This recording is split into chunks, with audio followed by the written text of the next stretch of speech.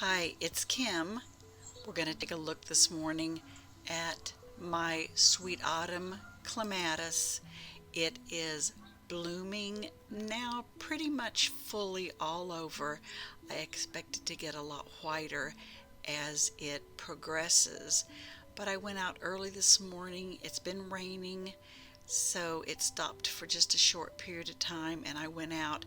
It had just gotten daylight enough that I could see to film. Sun hadn't come up or anything yet, but it really looks good.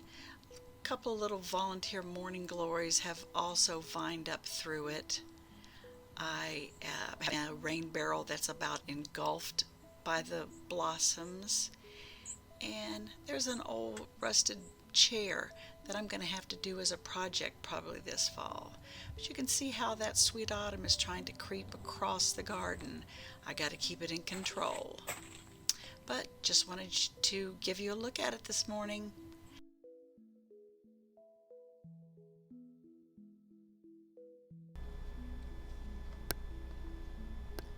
You can see that the sweet autumn has grown really well this year. They're known to grow up to 30 feet a year, and I think they sometimes grow more than that. But they are such pretty white flowers in the fall. I look forward to them each year.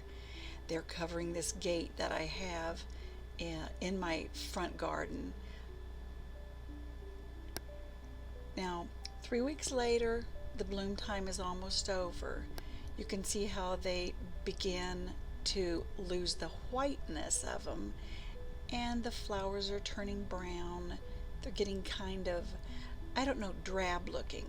This was on September 23rd when I filmed this portion, and the vines still stretch the same and they are still growing, but you can see the little fluffy seed, little swirly, almost like a dandelion fluff edges just blow this all over the place. And I think that's why they're known to be aggressive, because this seed can just spread and spread and spread. It can invade the woodlands and areas that you don't want it to grow, because it can take over. Now, here in Ohio, we have a little less problem with it because it does die back to the ground over the winter. I'm in zone 6 here, and the sweet autumn clematis does die back. It turns into a big brown bush. Now, in some instances, I have left this here, and that big brown bush is a place for birds to shelter. Looks pretty with a big snowbank hanging on it. But this year, so it won't spread, I've made a decision to cut it down just after blooming. So what I'm going to do is, when it really gets to look bad, and I'm expecting that within the next week or so, to go ahead and just trim it down. And my plans are to trim it to about 3 foot tall. You can see that tangle of vines down there. It just grows and grows. They're real thick woody vines. When it dies back to those thick woody vines, those vines just sprout little green twigs off on every side, so you don't really have to worry about it. But you can see how it tumbles over the front. I'm sure there'll be a lot of little sweet autumns growing in my front yard, growing along the fence, probably growing into the neighbors' yards too. So what I'm going to do is just push this mass of vines, and this is, again, I don't know if you can tell, but that's that vinyl fencing. It clings to that vinyl fencing and just wraps around and around and around itself, so it can climb anything you want it to.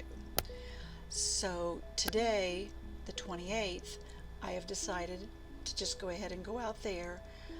I'm clicking some pictures while my husband just takes some of those big large loppers, and we're cutting it down. And I know you've probably seen my lilac bush video where we trimmed the lilac bush back. It's growing real well.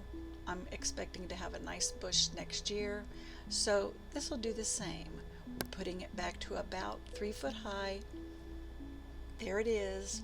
I can see over my fence now.